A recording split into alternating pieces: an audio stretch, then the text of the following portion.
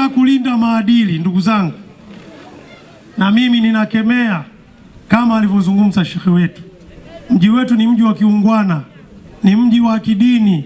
Nakemea wale wote ambao wanaendeleza vitendo vya ushoga katika mji wetu. Vitendo hivi vitatoa nuru na baraka ambazo Mwenyezi Mungu alizotupa katika mji wetu. Na shekhe, bila kumung'unya maneno, mji wetu wa Ujiji ulikuwa ni mji wenye baraka kubwa kama mlivyozungumza. Mimi nyumbani ni Ujiji, lakini nimezaliwa Mwanga. Tulikuwa tunatoka Mwanga tunakuja Ujiji kwenye hoteli nzuri, hifadhi sijui nini zilikuwa ziko Ujiji. Tulikuwa tunakuja kula Ujiji Forodhani kusoroza dagaa. Lakini yote haya sasa hivi hayapo. Nafikiri Mwenyezi Mungu ameghadhibika na haya mambo yanafanyika katika mji wetu. Sikubali wanawake zetu kutukalia kichwani.